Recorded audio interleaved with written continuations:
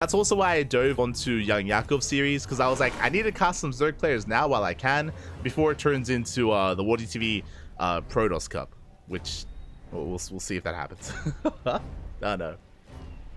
But now we're settling in and spawning in the bottom left-hand corner of Post Youth. I mean, it's already here.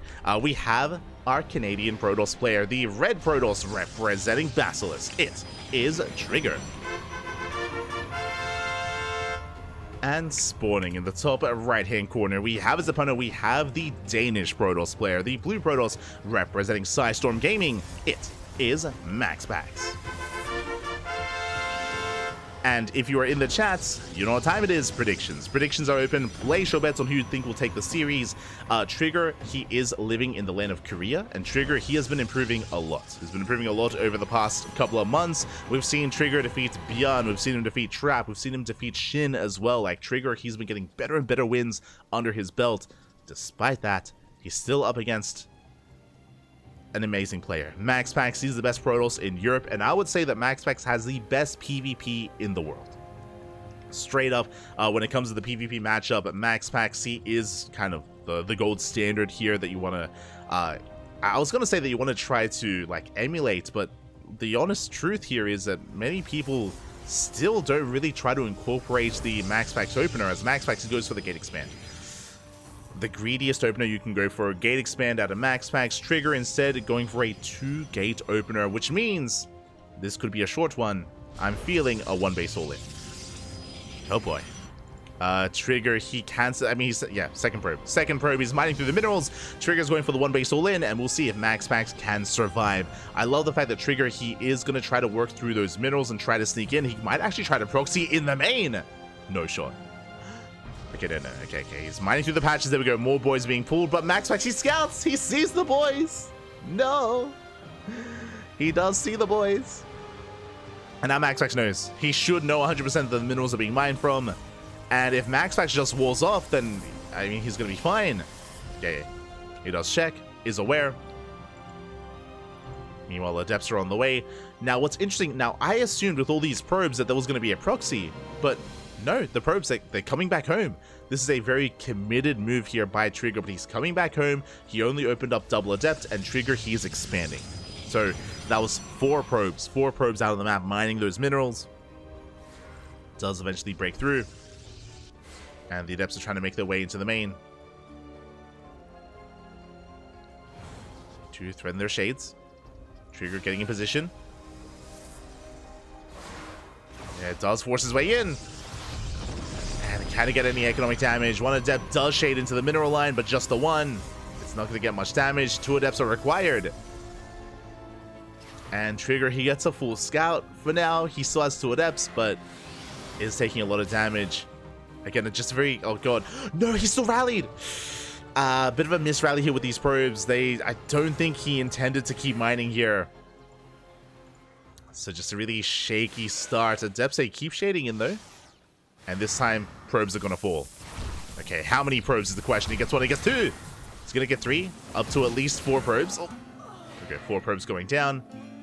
Trigger does rotate towards the left-hand side. Does shade out.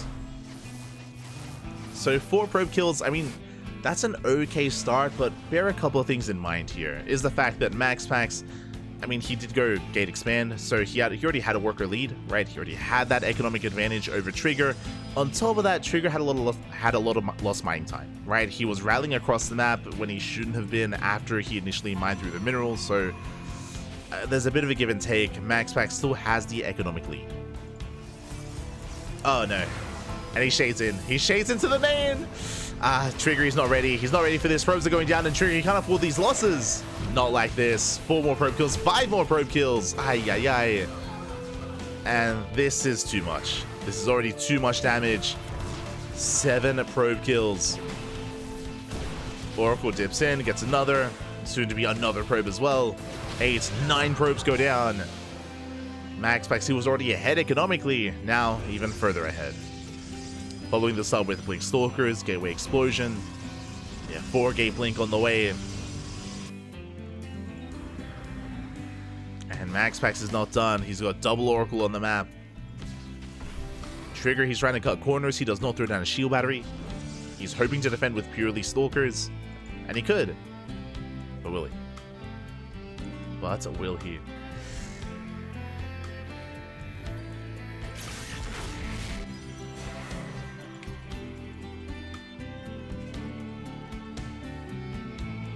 As the Depsay shaded to the main. Oh! I mean, we do have some counter damage. Trigger, he gets in. But so do the Oracles. The Oracles are going to be going down. Nice defense here by Trigger. Trading 5 for 4. A much more even trade, which isn't too bad, but the reality is that Trigger, he needs more. He needs more damage across the map, setting up his pylon. Trigger, he's forced into an all-in. At this point, I mean, he knows that he's behind. He's got how many gateways? 3 gateways back at home, 4th gateway across the map. Not even, just slow warp-ins. And we'll see if MaxPax can hold and can survive.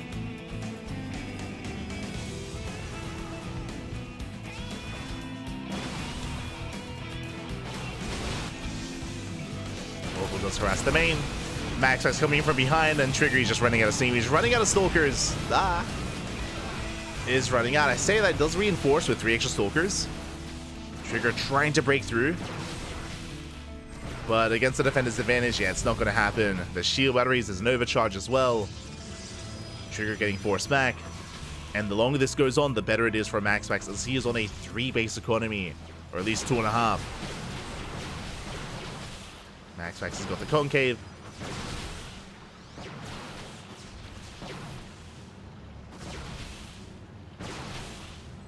Threatening the proxy as well. He's going to get it. It's so low.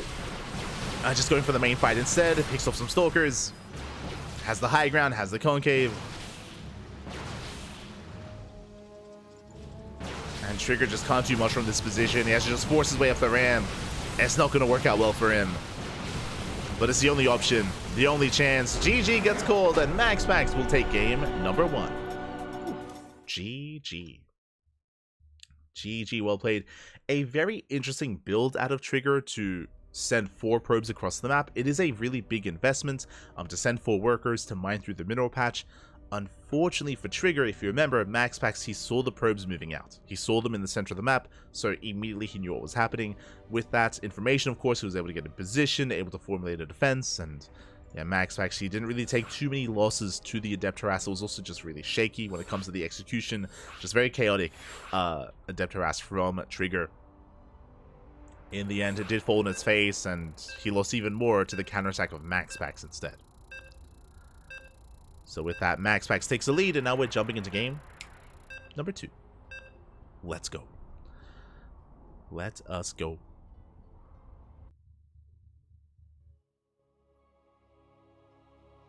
So we are going to be loading into Dynasty.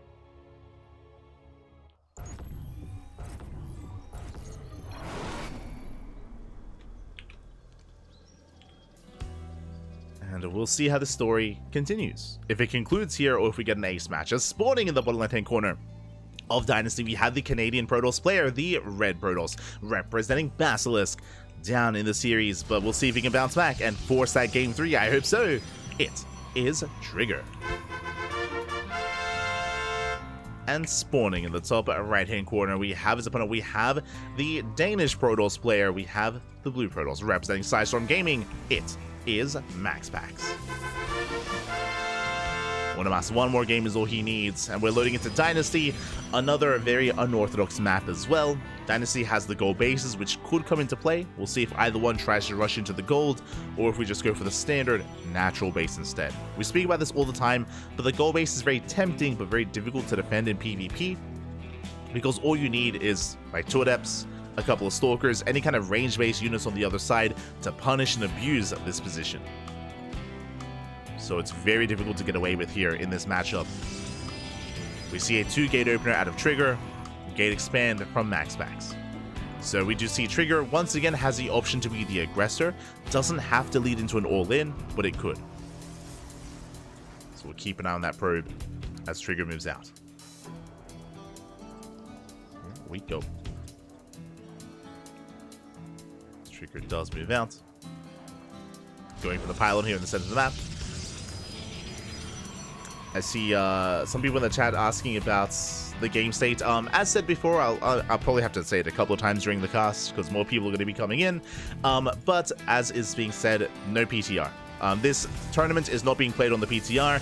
What I will say though is that future weeklies or the rest of the other weeklies throughout the week will be on the PTR. So I'm referring to Sparkling Tuna Cup, Tenacious Turtle Tussle, the Pigo Cup, and the Kalaris Steadfast Roddy Cup. So all the other open cups, the 4 other open cups of the week, will be on the PTR. I don't know about KSL. That I'm a little bit less certain about, but KSL might also be on the PTR, but just not this open cup, not the WardiTV Monday. Not this week. Because all the other open cups are embracing the PTR, it's possible that maybe next week the WardiTV Monday will also be on the PTR as well. We'll see. We'll see. It is up to Wardi to make that decision. Meanwhile, Stalker's moving out. Trigger does go for the proxy 3rd gateway, so a Trigger he should be reinforcing, should be committing. MaxPax, he scouts! He does scout, does confirm the gateway, he is aware, and back at home, Shield Battery. Shield Battery gets thrown down. Oracle is on the way. It was a Stargate follow-up here by MaxPax. Stargate before Nexus. It is MaxPax's standard opener.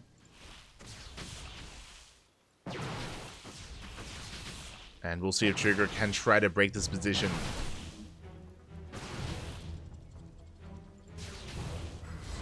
As he's going to be reinforcing. Trigger going for the gold. Okay, I appreciate that because it's only a single gateway. It's not a Robo, it's not a Stargate, not a 4th gate either. This is not an all-in. This is pressure designed to keep MaxPax busy while Trigger expands. Now the downside, of course, Oracle. Oracle's moving out. There is a Shield Battery in the main. Trigger, he knows that it was a Stargate opener. He's aware of the Oracle, so he's ready with that Shield Battery. It should be okay. Is vulnerable to the Stasis, and the Stasis Trap is going to go up. Shouldn't connect with too much. At the same time, Trigger pushing to the natural. Shield Battery is out of energy. Gateway is taking a lot of hits, but the Void Ray has arrived. And the second Shield Battery does finish up just in time as well. MaxPax does hold. MaxPax holds. Behind this, Trigger taking that gold. Checking the vision of MaxPax, he has not scouted the gold base, so he does not know what's going on. He could try to piece it together, bearing in mind that MaxPax, he scouted the main. He saw that there was no further tech, no Twilight Council, no Robo, no Blink, no Immortal Production. So MaxPax, even though he hasn't seen the expansion, he should be aware, or he should be somewhat aware of its possibility. As his recall to send the probes over. Trigger does saturate the gold. Meanwhile, MaxPax will have the initially better economy as he's been mining more for longer, but Trigger will be able to catch up.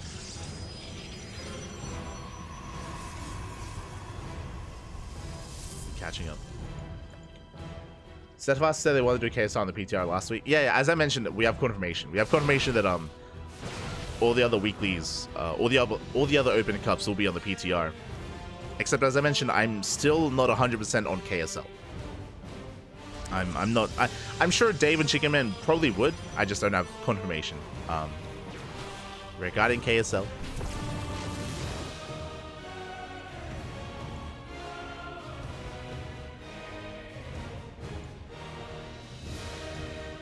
So they're gonna be moving out. Meanwhile, de nada, baby, de nada. As the armies do clash, MaxPax pushing forward with 3 Void Rays. Ooh, does threaten those Stalkers. Getting caught out there. No Shield Battery support. Bear that in mind. Oh. Gets a Stalker, gets one, gets a Zealot. Some okay pickoffs here by Trigger, but can he overwhelm? Keeping MaxPax pinned. How many Void Rays? 4.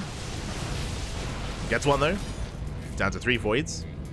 Nice pickoffs. Now, what's important here is that unlike a typical all-in against MaxPax, even though Trigger can't break this position, he doesn't need to. Like, picking up 1 or 2 Void Rays here and there is good enough, considering the goal.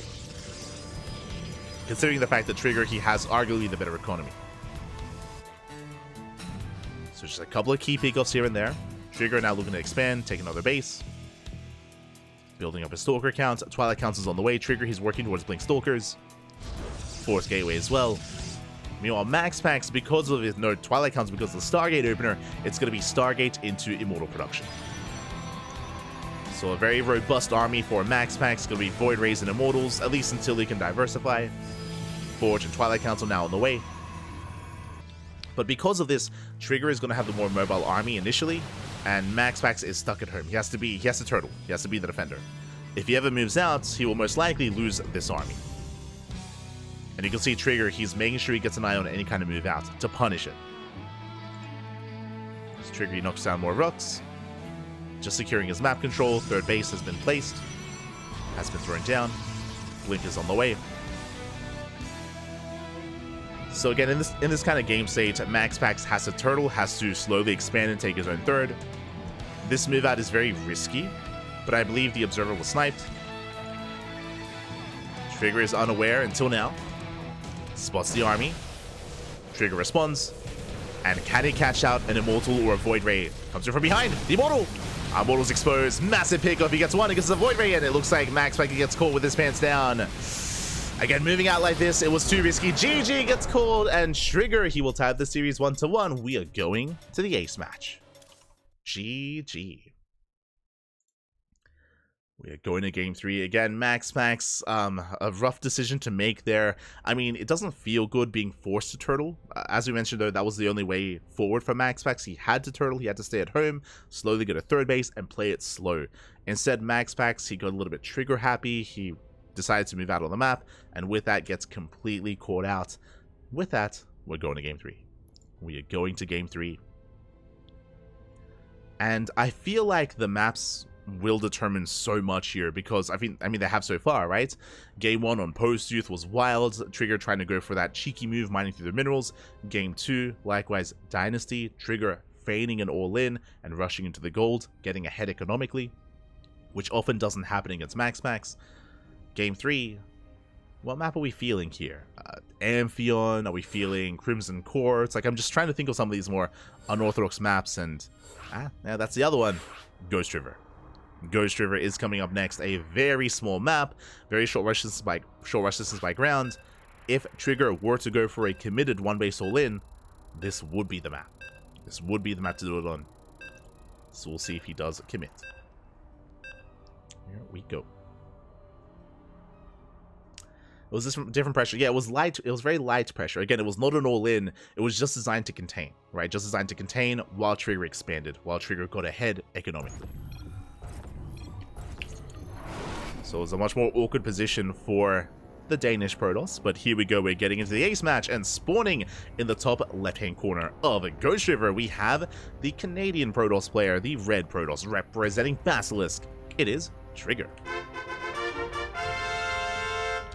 And spawning in the top right-hand corner, we have his opponent. We have the Danish Protoss, the blue Protoss player, representing Storm Gaming. It is MaxPax. I saw someone asking in the chat, do we know how long the PTR is going to be tested for? We can only make some assumptions. So, a reasonable assumption would be the PTR is going to be live until mid to late November. The reason why we would assume this is because the season ends, I think it's November, is it 12th? It's in-game. But the season, it is marked to end mid-November, and usually we have like the season ends, and then there's a week, and then there's the patch, right? So assumptions are a week after the season ends, that's when the next patch would most likely be implemented. This also means that we don't really have a lot of time. We have like a month. We have under a month to test, to provide feedback, to adjust, and to work on the patch, basically. So on the one hand, it's cool, right? Like potentially less than a month until the new patch. But on the other hand, like crunch time, right? Like now is the time where we do need to like test and check things out and provide feedback and adjust changes and provide, you know, changes as well and all that good stuff. So this next like 3 to 4 weeks is going to be pretty important for the community, I feel. As the probes do move out across the map. Now, I mentioned before that we're loading into Ghost River, a very small map, potential one base all in. Yeah. We said, right, like if Trigger were to one base all in on any map, Ghost River would be the one to do it on. The pylon has been placed, the probe is being active. MaxPax does open blindly with a Zealot, so MaxPax, he knows how much danger he's in. He hasn't seen the proxy, but he sees no pylon. No pylon here from Trigger. So he knows the pylon is somewhere. He hasn't seen it, but it is somewhere else, as this was a gate, Stargate into expansion. So once again, the same build, same opener 2 games in a row. This is kind of the standard MaxPax classic, is to go for a Stargate before Nexus. The reason why he goes for the Stargate first is that he can go for an early Oracle or early Void Ray to defend. Like, Void Rays are a big part of the early game defense for MaxPax. Going Oracle first, bold move. Now, the reason why he goes Oracle first is he can move out across the map and cripple the economy. If there's no shield battery and there's no pylon, if there's no shield battery, if there's nothing to defend, then this Oracle can cripple the economy of the aggressing player, as more shield batteries are on the way. And again, it should be Oracle into Void for MaxPax. Trigger, now he throws down the pylon. It's going to be close when it comes to that shield battery timing. I say that's not going to be in time, actually. Yeah, Oracle's moving out. Meanwhile, Trigger going forward with a shield. Let's go! Oh my god! I saw the shield battery in the production tab, but it's actually aggressive across the map instead, making use of the pylon. Alright, Trigger. He's cooking, Pap. He's cooking. Let's go. Oracle gets in. We'll get some probe kills. He gets 1 so far. Ooh, almost 2. There we go, 2 probe kills, but there are 2 Stalkers warped in back at home. Now, this tells me that Trigger has less to be aggressive because he has to warp in defensively, but at the same time, he does have shield batteries to support instead. And Trigger, can he break through? And he's pushing into 3 shield batteries and a Void Ray.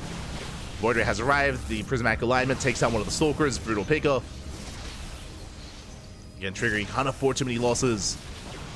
1 Stalker already going down. He has to wait out that prismatic alignment. It's about to run out. And once it does, a Trigger, he can dive in. Okay, runs out. Oh, gets a couple of shots off. Very delicate dance here between Trigger and MaxPax. Second Void Ray is about to pop out. 4, 5 shit. Jesus, there's so many shield batteries. 4th shield battery we have to finish. The second Void Ray has arrived, which means another prismatic alignments. Oh, yeah, rough movement there from Trigger. Bleeds out 2 Stalkers. Aye. Shield battery goes down as well. MaxPax is holding. He is holding here over time. Now, what's important when it comes to this defense is that MaxPax, he does stagger the prismatic alignments. Like, they punish this kind of army so hard. So he does stagger them. Ideally wants to make sure that there's always 1 prismatic alignment available. And now we're up to 3 Void Rays. The higher the Void Ray count, the less likely it is to break. Oh no! As the Oracle gets a stasis across the map, Trigger wasn't quite paying attention, and things are looking bleak here for the Canadian Protoss player. Aye. Does force with the ramp, but there's the overcharge, and it looks like MaxPax, he will lose 1 of the Void Rays, but just the 1. GG gets called. MaxPax, he will hold, he will defend, and MaxPax will take the series 2-1. Whew. GG. GG, well played. MaxPax will take it. I do appreciate the ingenuity here by Trigger. Throughout the entire series, very specialized builds, right? On Post-Youth, on Dynasty, and even here on Ghost River as well. Like, very specialized builds from Trigger, designed to try to catch MaxPax off guard, and it worked, right? I mean, he forced the ace match at least, right? He did force the ace match, but here in Game 3, we saw that time was of the essence. You see that once the Void Ray count gets up to critical mass, like, it's harder and it's more and more difficult to actually break that kind of position, and Trigger just wasn't able to get the momentum he was really looking for to actually break through and actually, you know, break the third, or break the natural, I should say. GG, well played. Regardless, a very entertaining series here. Congratulations to MaxPax, as he will advance on into the next round, and the question becomes, does he have an opponent? Ooh, oh, let's go! Let's go, Bobby. The PvPs continue. I need to slip in some DMs. I need to slip in.